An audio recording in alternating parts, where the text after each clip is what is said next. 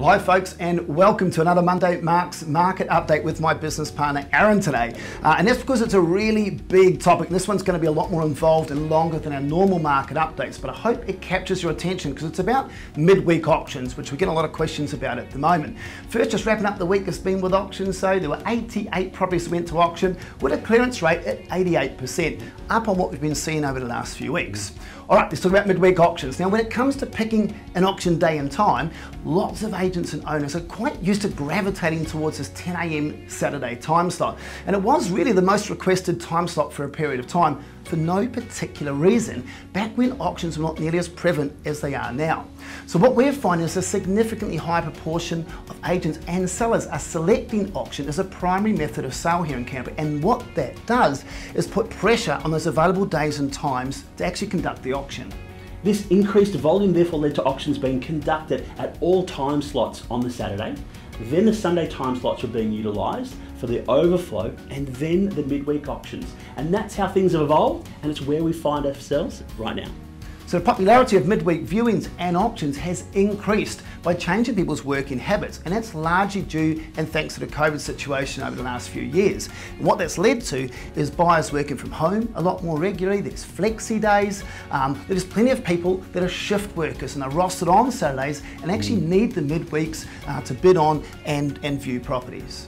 Auctions have also become more flexible, being conducted on site, in room, even online, where neither the auctioneer, nor the agent, nor the buyer, nor the seller need to actually attend the property to buy it. So who would have thought we would see that real estate being conducted so remotely?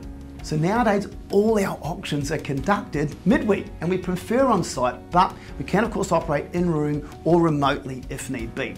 And we find we can offer a lot more support staff during those midweek auctions. It's a lot less likely that the team have got, personal or family events booked in, and we can have 2 or even 3 agents on the phone with buyers during the auction so that they can participate remotely if they can't be there. Now add to that either you or I are going to do the auction, and we need a scribe as well, and it means we need about 5 staff to be present during an individual auction.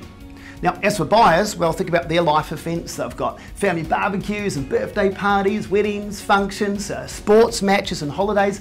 And guess what? Most of them occur on a weekend, making it pretty hard to put an auction in on top of all that. There are plenty of agents and sellers with the old school thought that property should only be auctioned at 10 a.m. on a Saturday. And if everyone thinks that way, how are all the buyers and the agents all expected to make it at the exact day and the time without competing with all the other properties that are on the market simultaneously, whether that's being opened or auctioned?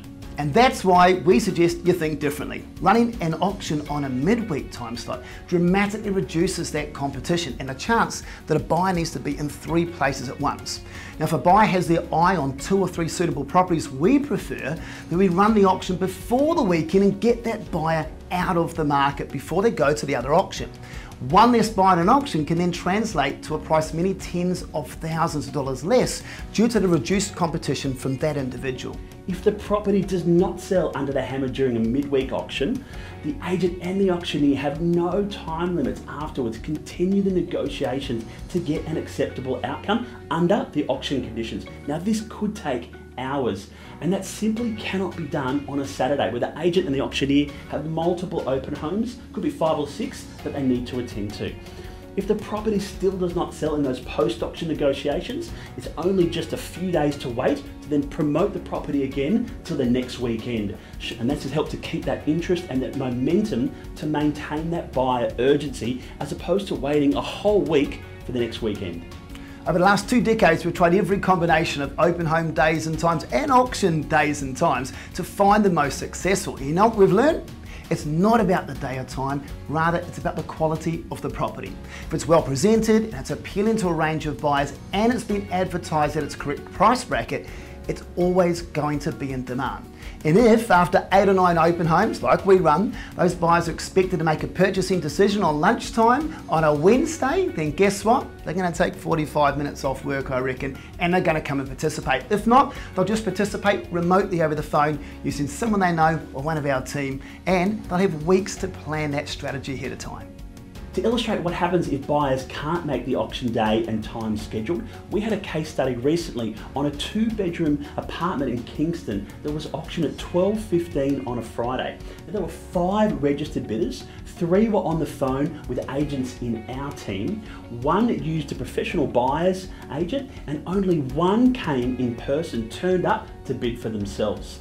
Now there was a crowd of about 20 to 25 people on the day when the bidding started. The only person who did not get a bid in was the actual person who was there to bid for themselves. Now this property sold for $29,000 more than the exact same floor plan below that had sold furnished only about 2.5 months prior.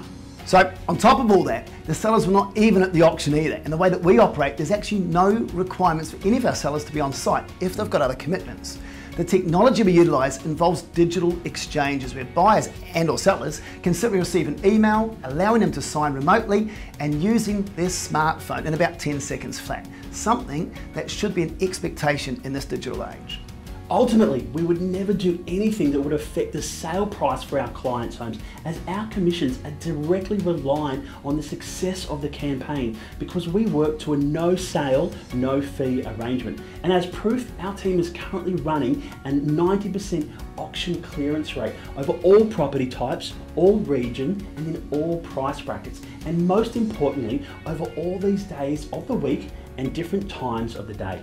Now the remaining properties, the 10%, are sold in a week or so after the auction day, usually to a conditional buyer we'd already met who just needed a little bit more time to secure finances. So as far as we're concerned, the reality is that it's going to be virtually impossible to predict the best day and time for a future buyer who's not even been introduced to the property. Because of how busy our clients' lives have become on the weekends and the higher volume of auctions being conducted on a weekly basis right throughout Canberra, our strategy is simply going to be to position our clients' homes at days and times that don't compete with the other properties in the area. And this is going to allow us to have the full team available to help out on the day because of how important it is.